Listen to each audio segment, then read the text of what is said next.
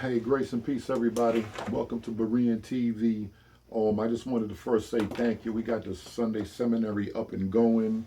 Classes, we have been having a little technical difficulties, but class has been good. We're going to add on some stuff later on, but I just wanted to say thanks for all of the subscribers. We have over 1,100 subscribers. We started out 15 months ago, and there was a lot of opposition, especially with the content that we were pulling out. But I thank the Most High God for the 160,000 views and counting, over 1,100 subscribers. Y'all can check me out. We're on Periscope. We're going to start dropping some scopes to build God's people up for edification, exhortation, and comfort. And we're going to still do the teaching thing.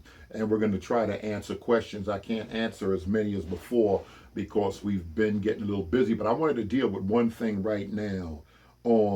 A lot of people ask us, especially in light of me talking about the Hebrew Israelites and the Hebrew Israelite chart, and they know that I'm involved in research and apologetics. But in the Pentecostal movement, charismatic movement, there's certain terminologies that we use and people hear. They may hear me, y'all will see videos, y'all will hear me. I think I'm going to start dealing with some preaching and stuff like that. And as I preach, and different pastors and different people preach, you would hear them say certain things about Zion, certain things about Judah. Now, before the Israelite chart came about, before a lot of people came into started to come into a knowledge of the slave trade in light of certain people being Hebrews that came over here that were slaves, and various books that's been dropping. In light of that, the church have been using that term Zion. Zion's used a couple of ways in scripture. We first see it in 2 Samuel 5 when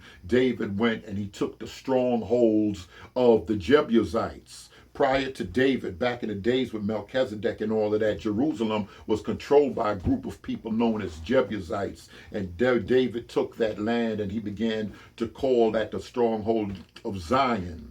And that terminology is also used as for God's people. God's people are known in Lamentation and 2nd Ezra as the daughters of Zion, the children that were in captive.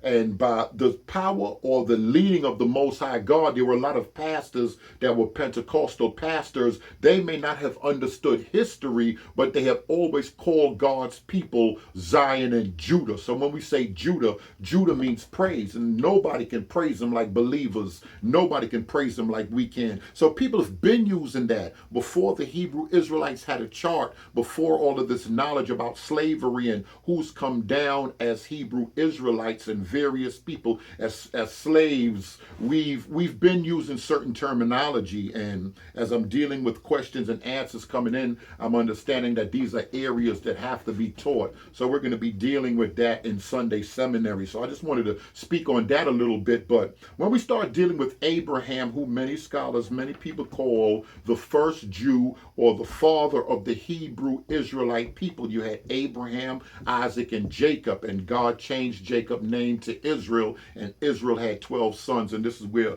the 12 tribes of Israel came from. But prior to that, Abraham came from Ur of the Chaldees. This is the land of Nimrod. This is the land of Cushites. This is the land of the original man. And we have to understand that Abraham was, ethnically speaking, Abraham was a specific, he was a specific person, a specific ethnic group of people that came from there. So before there were even Israelites, before God even chose a nation from himself, there was the original man. There were Cushites. So there were a lot of people that often you would hear use that terminology, Cushites or Ethiopians, and it's so closely related within scripture.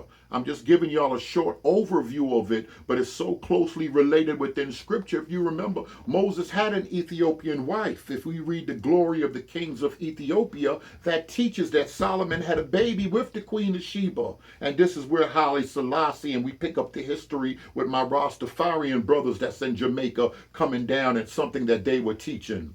But the Israelites and the Cushites, or or certain African groups have always been close. Abraham, and we see that later on with Solomon, we see it with David, we see it throughout the Bible, how other people, other ethnic groups have came in to be called the chosen people of God. But before that was the original man. Before that it were Ethiopians, Cushites, Herodotus, and other people in history bears witness with that. So we might be a little different from the way Hebrew Israelites address certain things. When you hear us preaching and teaching, we would say, come on, Zion. We're talking about God's chosen people. The land of Israel is considered, or the city of God has been known as Zion, but God's people also, and the daughters of Zion have been God's people in captive. So coming out of slavery and going through all of what we've been through in this country, even by the Spirit of the Most High God, without pastors understanding history, they've been calling themselves Judah. They've been calling themselves Zion, and we've been addressing God's people like that.